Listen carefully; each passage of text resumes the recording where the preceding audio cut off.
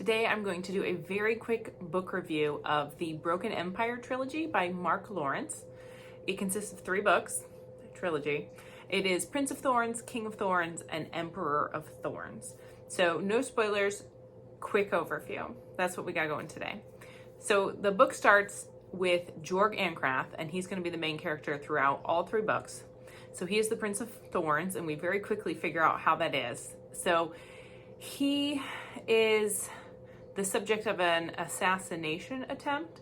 So him, his younger brother, and his mother and his younger brother were killed, and then he was stuck in these thorns. They're called hook briars, and they're really painful, in his skin, and so he gets all of these scars from it, and he's very ill because of this for quite some time.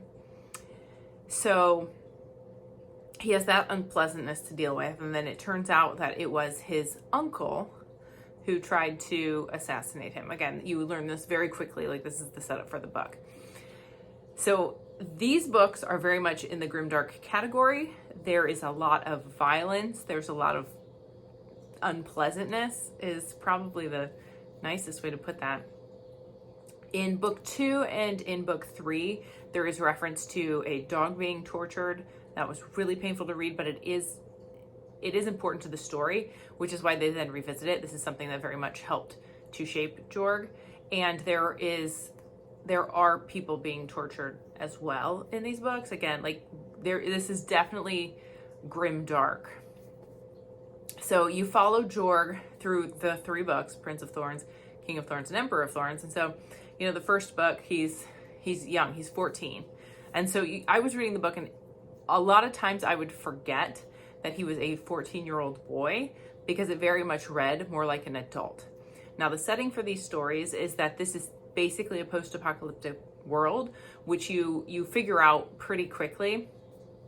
They call the people who lived, hundreds of years before basically a nuclear Armageddon, the builders, because there's all these things around that they can't explain. They had, really smooth stone, they had plastics, they had lights, they had computers, there's all these things. They don't really know what a lot of these things are, but there are some of these remnants that are left, and they are, either worth a lot of money or they're in very powerful people's hands.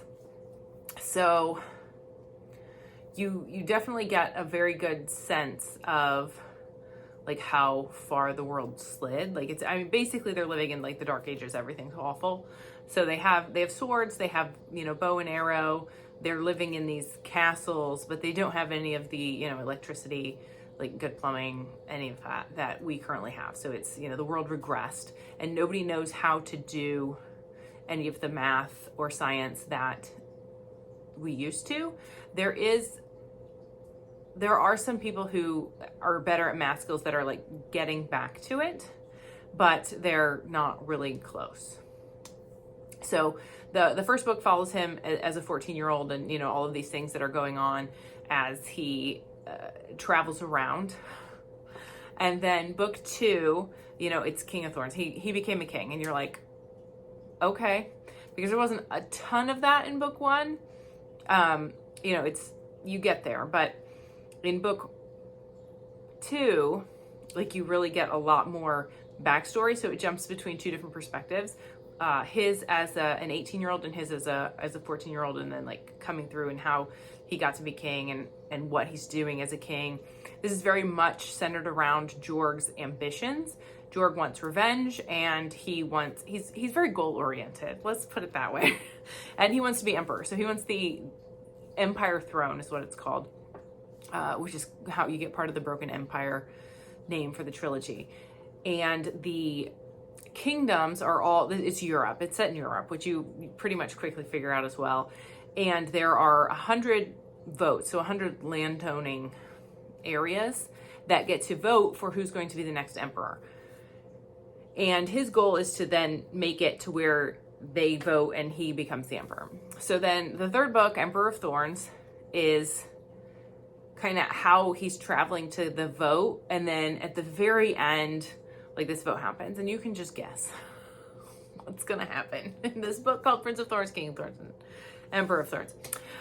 I will say that The ending was both expected and unsuspected. There are a lot of things I did not see coming, which was really fun. It made it interesting. The books definitely keep you on your toes as you're roaming around these worlds, and he peppers throughout all of these things that happened because of the nuclear attack. So you're learning details of, like, the British Isles, of Spain, of Italy, and then the area of that's Central Europe basically. And it's like, oh, okay, so this this is kind of what we're looking at for nuclear Armageddon stuff. But it's really cool the way he does it, because it's so like violent and unpleasant.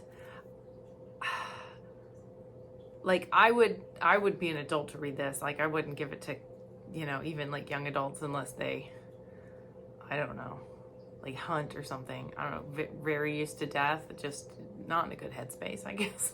I would say this did not, like, there wasn't a lot that was light, fluffy, or like really any of it. There were some moments of humor in it, but it was like dark humor the whole time. So it made me think a lot about, like, oh, military people might enjoy this.